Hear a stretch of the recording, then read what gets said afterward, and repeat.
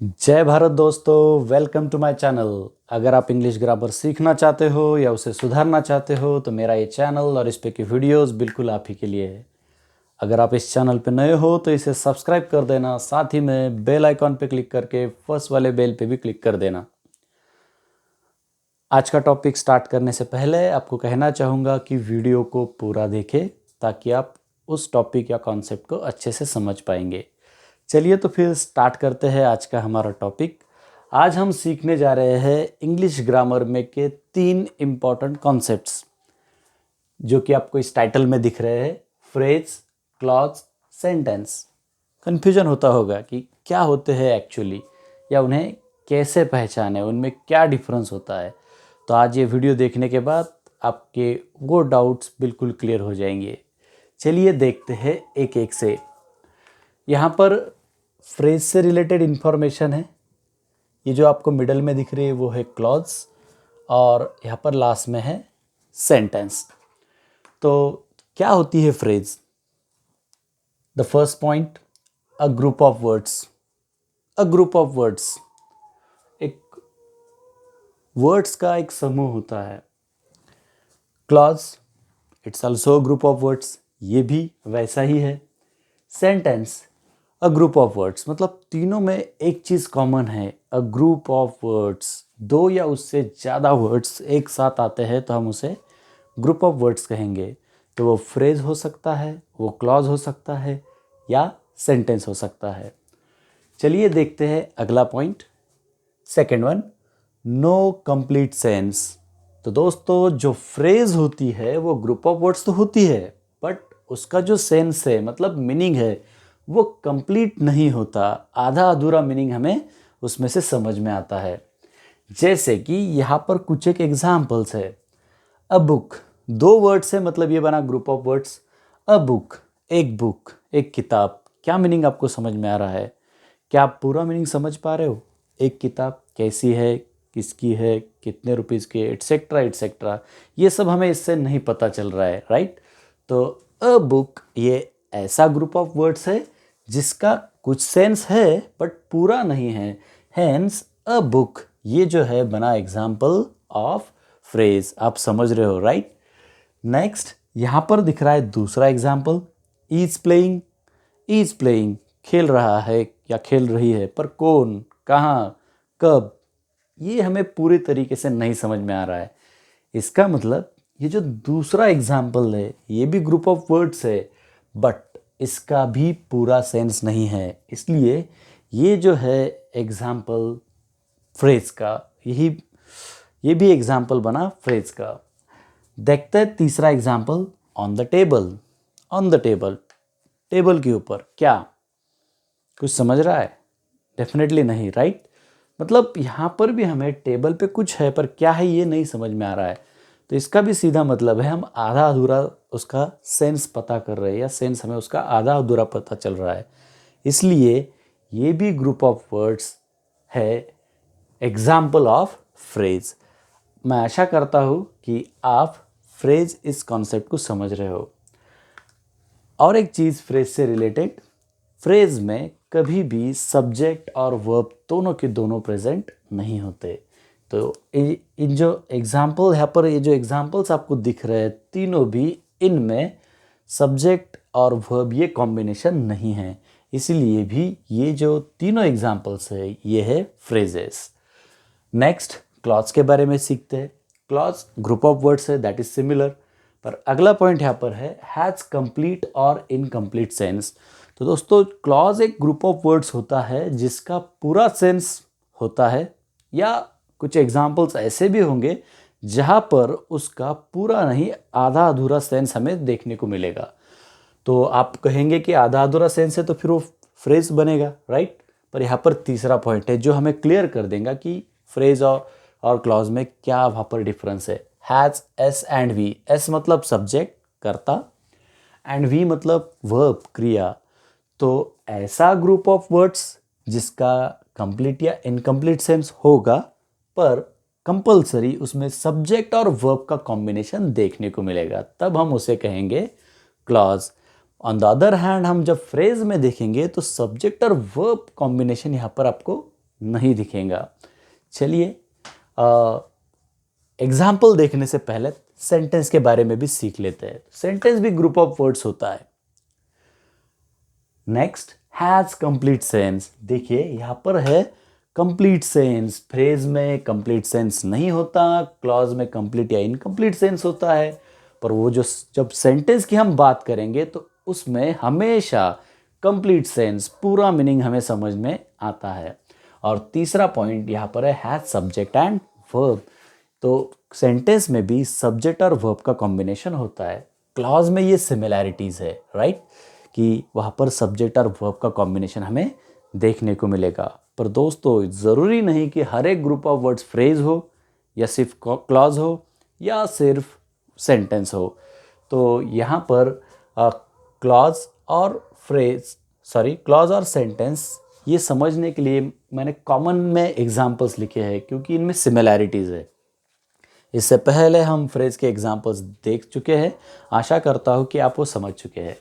चलिए देखते हैं सेंटेंस और क्लॉज। तो ग्रुप ऑफ वर्ड्स है, राइट, कंप्लीट या इनकम्प्लीट सेंस है। यहाँ पर सिर्फ कंप्लीट सेंस की बात हो रही है, सब्जेक्ट वर्ब का कॉम्बिनेशन है दोनों तरफ। और एक चीज़ यहाँ पर ज़्यादा इम्पॉर्टेंट है कि सब्जेक्ट वर्ब का जो कॉम्बिनेशन होगा उसे प्रॉपरली अरेंज करना भी ज़रूरी है। मतलब एक स्ट्रक्चर होता है सेंटेंस का, सब्जेक्ट देन वर्ब, बाद में रिमेनिंग पार्ट। वो रिमेनिंग पार्ट फिर एडवर्बियल हो, कॉम्प्लीमेंट हो या ऑब्जेक्ट हो, डजेंट मैटर, या सभी हो। तो वो एक ऑर्डर भी वहाँ पर फॉलो होना ज़रूरी होती है। चलिए देखते हैं एग्जाम्पल और इसे करते थोड़ा सा आसान। पहला example, a book is costly. A book is costly, क्या इसका आपको पूरा मीनिंग समझ में आ रहा है? जैसे यहाँ पर अ बुक कहाँ था, यहाँ पर कहा जा रहा है अ बुक इज़ कॉस्टली, किताब महंगी है। Are you getting the complete sense? आपको पूरा मीनिंग इससे समझ में आ रहा है? आप डेफिनेटली हाँ कहोगे, राइट। तो यहाँ पर हमें पूरा मीनिंग समझ में आ रहा है। जब पूरा मीनिंग समझ में आएगा तो हम उसे क्लॉज कहेंगे। जब हमें पूरा मीनिंग समझ में आ रहा है तो उसे हम सेंटेंस भी कहेंगे, ठीक है। तो मैंने एक बात कही थी कि उसका एक ऑर्डर होता है, एक स्ट्रक्चर वो फॉलो करता है। तो इससे मैं या सेंटेंस या क्लॉज कहूँगा तो मुझे यहाँ पर सब्जेक्ट और वर्ब होना बहुत ज़्यादा ज़रूरी है। तो चलिए देखते हैं इस सेंटेंस में सब्जेक्ट और वर्ब है क्या। तो किस चीज़ की इंफॉर्मेशन है? अ बुक, राइट, ये यहाँ पर है सेंटेंस। वर्ब कौन सा है? इज, ये है verb. Costly, remaining part of sentence. चलो उससे हमें यहाँ लेना देना है नहीं। अ बुक सब्जेक्ट है और इज वर्ब है। सब्जेक्ट और वर्ब का कॉम्बिनेशन है, मतलब वो क्लॉज है, राइट। और सब्जेक्ट और वर्ब का कॉम्बिनेशन है, मतलब वो सेंटेंस है। पर दोस्तों याद रहे उसका एक स्ट्रक्चर जो है, subject verb and remaining part, ये फॉलो हुआ तो ही वो सेंटेंस है, मतलब तभी वो प्रॉपर मीनिंग दे पाएगा, अदरवाइज नहीं। देखिए ये सेम वर्ड्स मैंने यहाँ पर ब्रैकेट में लिखे हैं। चलिए इन्हें एक बार पढ़ लेते हैं। A book costly is, same words है, बट आप इसका मीनिंग देखेंगे, क्या लग रहा है आपको? अ बुक कॉस्टली इज, क्या आप प्रॉपरली मीनिंग समझ रहे हो? यहाँ देखिए, अ बुक इज कॉस्टली, कौन सा आपको प्रॉपर मीनिंग प्रोवाइड कर रहा है? आप कहोगे ये, राइट। यहाँ पर हमें पूरा मीनिंग नहीं आ रहा है। वर्ड्स तो सेम है पर मीनिंग सेम नहीं। रीज़न है, ये जो वर्ड्स है यहाँ पर, ये उस स्ट्रक्चर के अनुसार अरेंज नहीं किए गए, इसलिए इसे हम ना तो सेंटेंस कहेंगे ना ही क्लॉज। पर ये जो है इसमें वर्ड्स प्रॉपरली अरेंज हुए तो इसे हम सेंटेंस कह सकते हैं, ये क्लॉज भी हो सकता है। तो दोस्तों आप समझ रहे हो कि स्ट्रक्चर एक बहुत ज़्यादा इम्पॉर्टेंट है। जब वो स्ट्रक्चर फॉलो किया जाएगा तब प्रॉपर सेंस, पूरा मीनिंग आएगा, तब हम उसे कहेंगे कि वो सेंटेंस है या क्लॉज है। तो चलिए देखते हैं ये सेंटेंस क्यों है। तो पहली बात, ग्रुप ऑफ वर्ड्स है, दोनों में सेम। कंप्लीट या इनकम्प्लीट सेंस होगा तो हम उसे क्लॉज कहेंगे, और कंप्लीट सेंस है तो वहाँ पर हम सिर्फ उसे सेंटेंस कहेंगे। तो जैसे अ बुक इज कॉस्टली, इसका हमें पूरा मीनिंग समझ रहा है, इसलिए हम इसे क्लॉज भी कहेंगे और सेंटेंस भी कहेंगे। साथ ही में इसमें सब्जेक्ट और वर्ब, ये जो दो पॉइंट दिख रहे हैं, ये भी अवेलेबल है। तो अकॉर्डिंगली ये ग्रुप ऑफ वर्ड्स सेंटेंस है, क्लॉज भी है। पर दोनों में डिफरेंस क्या है फिर? कब हम उसे सेंटेंस कहेंगे, कब हम उसे क्लॉज कहेंगे?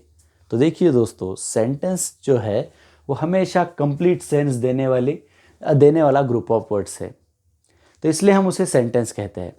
पर रही बात क्लॉज की, तो इनकम्प्लीट सेंस आ रहा है और वहाँ पर सब्जेक्ट और वर्ब है, तब हम उसे क्लॉज कहेंगे। तो ये कॉन्सेप्ट क्यों आई, इसका रीज़न है सेंटेंस कितना भी बड़ा हो सकता है और एक बड़े सेंटेंस में हमें छोटे छोटे 2 सेंटेंसेस मिल सकते हैं या देखने को मिलते हैं। तो एक बड़े सेंटेंस में के 2 छोटे सेंटेंस जो है वो हिस्से होंगे, तो उससे रिलेटेड हम उसे कहते हैं क्लॉज। मतलब एक बड़े सेंटेंस में 2 छोटे सेंटेंस हमें देखने को मिल रहे हैं, तब हम दोनों को कहेंगे क्लॉजेस। पर जब हम दोनों को सेपरेटली सेंटेंस की बात करेंगे तो एक्चुअली उन्हें हमें कहना है कि वो सेंटेंसेस नहीं है। तो दोस्तों, सेंटेंस वो होता है जिसका उस खुद का पूरा मीनिंग होता है। क्लॉज मीनिंग होता है पर वो दूसरे पे निर्भर होता है, डिपेंड होता है। तो जैसे इस एग्जाम्पल में अ ग्रुप ऑफ वर्ड्स दिख रहा है और हम इसे क्लॉज कह रहे हैं, साथ ही में सेंटेंस कह रहे हैं। तो जब हम क्लॉज की बात करेंगे तो एवरी क्लॉज सेंटेंस नहीं होगा, पर हम सेंटेंस की बात करेंगे तो every sentence is a clause. Reason है सब्जेक्ट और वर्ब का कॉम्बिनेशन, और पूरा मीनिंग आया तो सेंटेंस, नहीं आया तो सिर्फ वो क्लॉज। जैसे यहाँ पर पूरा मीनिंग आ रहा है वो सेंटेंस है, और साथ ही में उसे हम क्लॉज भी कहेंगे क्योंकि सब्जेक्ट वर्ब का कॉम्बिनेशन है। अगला example, if you study you will succeed. अब ये एक ग्रुप ऑफ वर्ड्स है, if you study you will succeed. आप कभी पढ़ाई करोगे तो आप डेफिनेटली सक्सीड होंगे, ये इसका मीनिंग है, राइट। तो पूरा मीनिंग हमें समझ रहा है। तो चलिए चेक करते हैं। ग्रुप ऑफ वर्ड्स है, फर्स्ट कंडीशन पूरी हो रही है। दूसरी कंडीशन है कंप्लीट या इनकम्प्लीट सेंस। यहाँ पर हमें कंप्लीट सेंस पता चल रहा है, यस ऑफ कोर्स। तो अकॉर्डिंग टू ये दोनों पॉइंट्स हम कहेंगे कि ये सेंटेंस हो सकता है और ये क्लॉज भी हो सकता है। तो एक्चुअली दोस्तों, ये जो है पूरे वर्ड्स एक साथ मिलकर बन रहा है सेंटेंस, क्योंकि हमें इसका पूरा मीनिंग पता चल रहा है। साथ ही में इसमें सब्जेक्ट वर्ब हमें देखने को मिलेंगे। तो चलिए देखते हैं सब्जेक्ट और वर्ब कौन से है।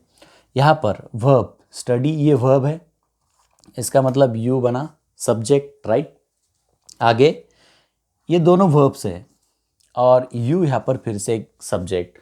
तो ये जो पूरे वर्ड्स है एक साथ, इसमें हमें देखने को मिल रहा है कि 2 सब्जेक्ट है, 2 वर्ब है।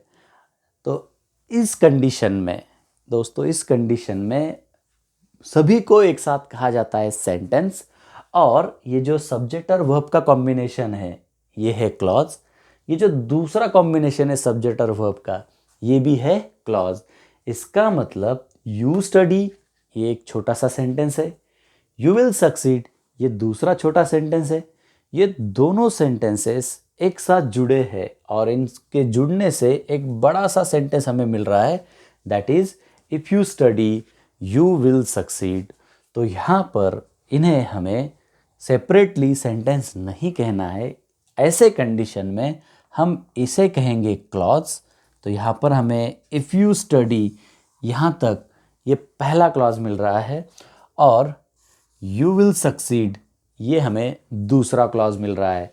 तो इन शॉर्ट एक बड़े सेंटेंस में हम 2 सब्जेक्ट और 2 वर्ब देख रहे हैं, तो उनके कॉम्बिनेशन से बनेंगे क्लॉजेस, और सभी को एक साथ हम जब पढ़ेंगे तो वो कहलाएगा एक सेंटेंस।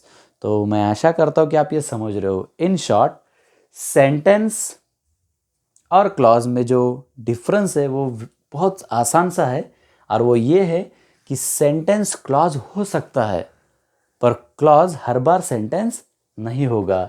जैसे ये सेंटेंस भी है और क्लॉज भी है, पर यहाँ पर हम जब बात करेंगे तो ये सिर्फ क्लॉज है, ये सेंटेंस नहीं है।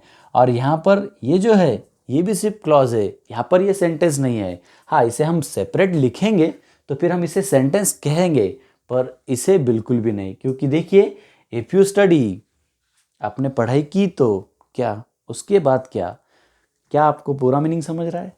Definitely no, right. तो ये पूरा मीनिंग नहीं दे पा रहा है, मतलब इसका मीनिंग इस दूसरे पार्ट पर डिपेंड है, इसलिए ये है क्लॉज, और ये भी है यहाँ पर क्लॉज, तो ये डिपेंडेंट क्लॉज है, पूरा मीनिंग खुद का नहीं है। यू विल सक्सीड, इसका पूरा मीनिंग है, कंप्लीट है, इसलिए ये है मेन क्लॉज। ये इंडिपेंडेंट है, तो दोनों डिपेंडेंट और इंडिपेंडेंट क्लॉज के कॉम्बिनेशन से ये बन रहा है सेंटेंस। तो अब मैं आशा करता हूँ कि आप क्लॉज और सेंटेंस का डिफरेंस समझ चुके हैं। इन शॉर्ट रिवाइज कर देते हैं कि फ्रेज, क्लॉज और सेंटेंस तीनों भी ग्रुप ऑफ वर्ड्स है। फ्रेज में कंप्लीट सेंस नहीं होता, साथ ही में उसमें सब्जेक्ट और वर्ब देखने को नहीं मिलेंगे। क्लॉज कंप्लीट या इनकम्प्लीट सेंस हो सकता है और उसमें सब्जेक्ट और वर्ब का कॉम्बिनेशन होगा। कंप्लीट सेंस तब होगा जब उसका पूरा मीनिंग हमें समझ में आया और साथ ही में सब्जेक्ट वर्ब कॉम्बिनेशन है और वो अकेला है। और इनकम्प्लीट सेंस हमें तब मिलेगा जब वो बड़े से सेंटेंस का हिस्सा है, एक यूनिट है। और ऑन द अदर हैंड हम सेंटेंस की बात करेंगे तो वो तो ग्रुप ऑफ वर्ड्स है ही, साथ ही में उसका हमेशा कंप्लीट सेंस होगा और उसमें भी सब्जेक्ट और वर्ब कॉम्बिनेशन होगा। एक बार याद दिला देता हूँ कि every sentence is a clause but every clause is not a sentence. तो मैं आशा करता हूँ कि आपको फ्रेज, क्लॉज और सेंटेंस, ये जो 3 कॉन्सेप्ट है ये अच्छे से समझ में आए हैं। तो इसी तरीके से ग्रामर सीखने के लिए, उसे इम्प्रूव करने के लिए जुड़े रहे अपने ही इस चैनल पे। तब तक के लिए बाय बाय।